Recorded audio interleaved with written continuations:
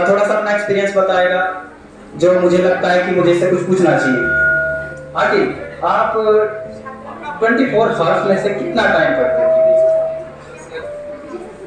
जो क्लास का टाइम होता था उसके अलावा मैं कोशिश करता था कि मेरा टाइम 6 से 10 घंटे हो जाए, तो हर दिन मिनिमम हमारा 7 आवर्स तो होना ही चाहिए। अगर पर डे 10 आवर्स नहीं हो जाएगा, लेकिन पहले कोशिश करनी चाहिए। तो अगर हम टाइम टेबल भी मेंटेन करेंगे अच्छे से, तो हमें इस तरह से ये पता रहता है कि हमें नेक्स्ट करना क्या है। तो उस हिसाब से हमें एक टारगेट रहेगा तो हम वो अचीव कर सकते हैं।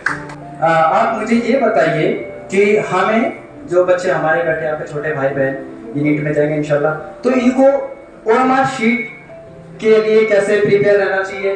क्वेश्चन पेपर पे हम जब बात कर रहे होते हैं अक्सर पेंसिल का इस्तेमाल कर रहे होते हैं कि हमें ये लगा दिया, तो वहां पर स्टेबिलिटी कैसी होनी चाहिए कि जो हमने टिक किया है वही ओएमआर शीट हम फिल करें। तो उससे रिलेटेड कुछ बातें वो बताओ जिसमें गलती होने के चांसेस कम से कम हो जाए या फिर ना। जैसा कि सर ने ओएमआर के रिलेटेड क्वेश्चन पूछा, मैं अपना एक्सपीरियंस शेयर करूंगा। मैं जब भी कोई क्वेश्चन करता था, कोई भी एक्सरसाइज करता था, तो पर्सनली मैं एक ओएमआर लाता था, कॉपी लाता था, हमेशा लाता था और उसी को फिल करता था। उससे क्या हुआ, ओएमआर फिलिंग की मुझे जो प्रैक्टिस थी वो अच्छी हो गई। वो अलग बात है मेरा एक ओएमआर गलत हो गया नीट में, लेकिन आपको क्या करना चाहिए, मार्केट में जो है ओएमआर आते हैं वो आपको लाना है और उसको रोज प्रैक्टिस करना है। चाहे वो 3 ही क्वेश्चन हो, 2 ही क्वेश्चन हो, आपको रोज प्रैक्टिस करना है। उससे क्या होता है कि नीट में आपकी एफिशिएंसी तो मैटर करती है, लेकिन टाइम मैनेजमेंट बहुत ज़्यादा इंपॉर्टेंट होता है। चल रहे होते हैं तो टेस्ट सीरीज पूरी आप पास करके चले जाते हो, उसमें स्कोर जिस लेवल पे पहुंच रहा होता था, क्या स्कोर में डिफरेंस दिखता है आपको? जैसा आपका स्कोर आया है, आपका मेजर टेस्ट में क्या आता था या उससे पहले फिर क्या आता था, किस किस तरह से आपने स्कोर को देखा है? अब फाइनली जो आपको स्कोर मिला है, आप मेजर टेस्ट में कहाँ स्टैंड करते थे कि उसके बाद आप नीट में ये स्कोर लेके आए? थोड़ा सा ये बताइएगा। जब मैंने टेस्ट देना स्टार्ट किया था तो मेरे 375 से स्टार्ट मैंने यहाँ किया था और मैंने 50 मार्क्स से पढ़ना स्टार्ट किया था। मैं लास्ट ईयर 7 पॉइंट से रह गया था, तो मैंने लेट थोड़ा स्टार्ट किया।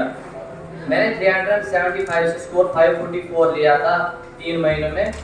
मैं जितने टेस्ट लेता था उनमें से मुझे हर बार 20-20 मार्क्स इंक्रीज होते थे, लेकिन वो सिर्फ इस वजह से जब भी मैं टेस्ट देता था, टेस्ट देने के बाद एनालाइज करने के बाद मैं अपने वीक एरियाज को देखता था, उन पे जितने दिन दूसरे टेस्ट को होते थे मेहनत करता था और जो नया सिलेबस था वो भी कवर करता था। लेकिन हमें क्या होता है, हम अक्सर जब टेस्ट देते हैं उसके बाद हम देखेंगे ना एनालाइज, हम देखेंगे क्वेश्चन, हाँ इसमें ये गलती होगी, बस छोड़ते हैं, 2 दिन के बाद भूल जाते हैं वो क्वेश्चन था क्या। तो मैं एक काम करता, मैंने एक कॉपी लाई थी जिसमें मैंने लिखा ही था मिस्टेक को, तो मैं वो क्वेश्चन लिखता था, उसका सोल्यूशन भी लिखता था। एक एग्जाम के एक दिन पहले मैं उसी बुक को रिवाइज करता था कि हाँ इस पिछले एग्जाम में मैंने ये मिस्टेक की, ये नहीं होनी चाहिए। 24 घंटे में से वो कौन सा टाइम होता है जिसमें ज्यादा प्रोडक्टिव बच्चा हो पाए, जिसमें आपने भी पढ़ा होगा, उसको आपको लगता है कि कूल माइंड से मैं पढ़ पाती हूँ, उस टाइम पे फ्रस्ट्रेशन नहीं आती, टेंशन नहीं होती है, जैसे आपको देख के लगता है, तो थोड़ा सा बताइए। तो मेरे अकॉर्डिंग मुझे लगता है कि हर एक बच्चे का अपनी स्टडी का डिफरेंट टाइम होता है। लेकिन अगर मैं अपनी बात करूँ तो मैं अर्ली राइजर हूँ, तो मैं मॉर्निंग में स्टडी करना प्रेफर करती हूँ। तो कोई होता है जो रात को पढ़ना प्रेफर करता है, तो ये सब अपनी कन्वीनियंस के अकॉर्डिंग करते हैं। बट अपने ध्यान रखना चाहिए कि जो भी हमारा प्रोडक्टिव टाइम होता है, we should make the most out of it, so that should be in our mind. अक्सर जो आप इस प्रिपरेशन के दौरान जो आपने किया, उनमें से जो आपको सबसे अच्छा लगा वो थोड़ा सा इनके साथ शेयर करिए। आपका जो भी आपका एरर है उसको देखो, स्टार मार्क करो, और जब भी आपको रिवीजन करे आप मतलब करना हो तो आप उस पेपर को फिर से रिवाइज करो, ताकि जो आप एक बार मिस्टेक करें वो बार बार रिपीट ना हो। I think that's. मैं हमेशा इनको अपना नसीहत करता हूँ कि आप अगर जो कुछ भी आपको ज़िंदगी में अचीव करना है तो वो आप अपने दिल से करो, मन से करो। हमारा काम है एज ए पेरेंट, अल्लाह ताला तो आपको इस ज़िंदगी में लाता है थ्रू पेरेंट्स, लेकिन मेरा हमेशा इनका ये बोलना होता है कि पेरेंट्स तो आपको खाली फैसिलिटेट करेंगे, मतलब आपको खाना देंगे, पीने देंगे, कपड़ा देंगे, एजुकेशन दे देंगे, लेकिन आपको सोसाइटी में कुछ अच्छा बनने का मौका एक टीचर देता है।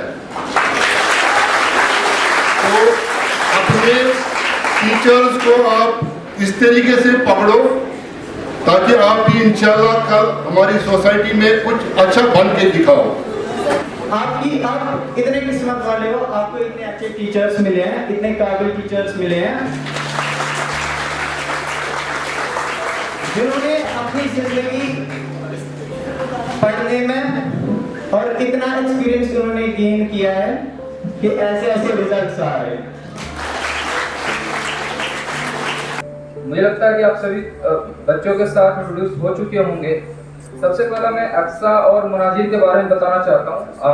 अगर नहीं पहचान पा रहे होंगे तो मैं कहूँगा कि हाथ में खड़े करें। अक्सा और मुनाजिर ये वो बच्चे हैं जो पिछले साल हमारे पास इनपुट बैच में आए थे, and just because of corona बहुत ज़्यादा डिस्टर्बेंस रहा था।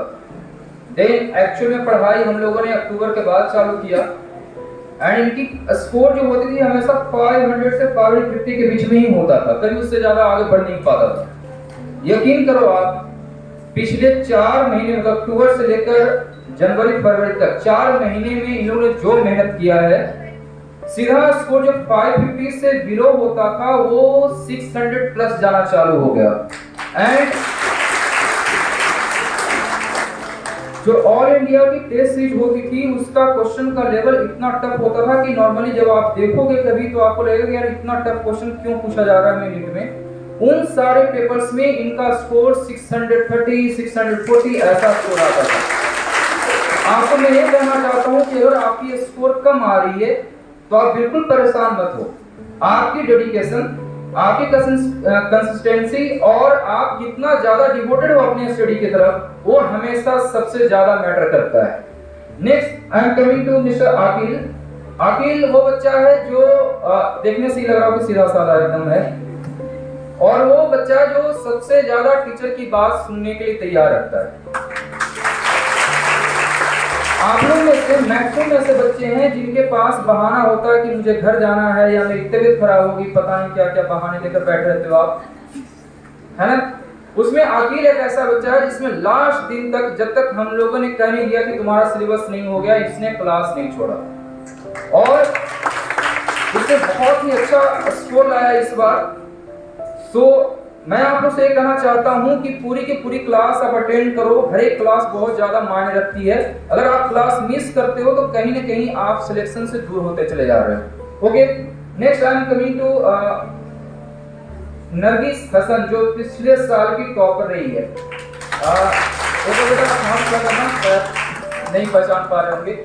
इनका स्कोर 586 था ना सर, 586, एंड इस बार का एलएन का स्कोर गया है श्रीनगर से 679। आई होप अगले साल 700 प्लस आप लोग में से किसी का आ जाएगा। Can we expect that? Can we expect that? That's good. Muzammil और शाह अनम, ये वो 2 बच्चे ऐसे थे जो पिछले साल हमारे पास क्रैश कोर्स के लिए आए थे एंड 3-4 महीने के अंदर इन्होंने इतना मेहनत किया कि इस बार नीट में सिलेक्शन इनका हो गया। जो आप लोगों को ये लगे कि सर हमने पता नहीं 11th नहीं पढ़ा है, 12th नहीं पढ़ा है, इन्होंने तो कुछ भी नहीं पढ़ा था, सिर्फ क्रैश कोर्स में जितना पढ़ाया गया उतने से ही इन्होंने सिलेक्शन ले लिया। मैं ये आपको कहना चाह रहा हूँ कि कभी मत सोचो आप कि आप कभी भी लेट हो चुके हो। अगर आपने अभी से भी तैयारी सीरियसली चालू कर दिया, आपका सिलेक्शन होने के चांसेस काफी ज्यादा बढ़ जाएंगे। शरीफ आया है तो हम चाहते हैं कि वो दिन के साथ साथ रखते जाएंगे और इन दोनों के मिलन से ही बड़ी सारी जिंदगी बचती जाएगी।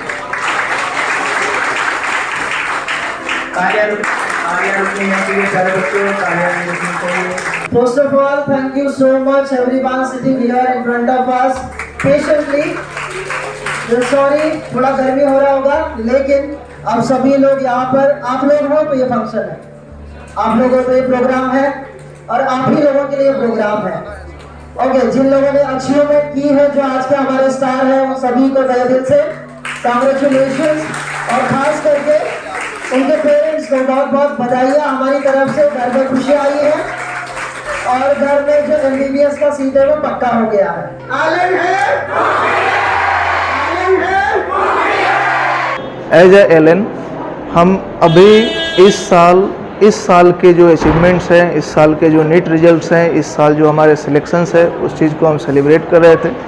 हमारे टोटल जो सिलेक्शंस है उन्हें हम फैसिलिटेट कर रहे थे, उन्हें हम बुला करके उनके कैसे उन्होंने तैयारियां की, कैसे उनके साथ हम एज ए एलन सिस्टम लगे रहे, कैसे टीचर्स उनको हेल्प करते थे, किस तरह से हमारा डाउट काउंटर फंक्शनल है, कैसे बच्चे डाउट्स काउंटर को यूज़ करके उसके हेल्प से अपने इम्प्रूवमेंट को और ज़्यादा अच्छा बेहतर करते गए और आज वो डॉक्टर बनने के लिए तैयार हैं। इन चीज़ों को ही हम बाकी बच्चों या पूरे श्रीनगर या पूरे कश्मीर में दिखाना चाह रहे हैं कि आखिर जो ये सिलेक्शंस है ये बता रहा है कि जब हमने अभी 2 साल भी एलन ने श्रीनगर में कंप्लीट नहीं किया, फिर भी अगर हम इतने अच्छे और इतने लार्ज नंबर ऑफ सिलेक्शन दे सकते हैं तो ज़रूर नेक्स्ट ईयर हम इससे अच्छा और बहुत अच्छा कर सकते हैं। हम जानते हैं कि श्रीनगर में वो पोटेंशियल है कि यहाँ से 720 भी बच्चे स्कोर करेंगे और ज़रूर हम इसी पे काम कर रहे हैं, इसी गोल के साथ काम कर रहे हैं कि अगला टॉपर श्रीनगर से ही हो। Thank you.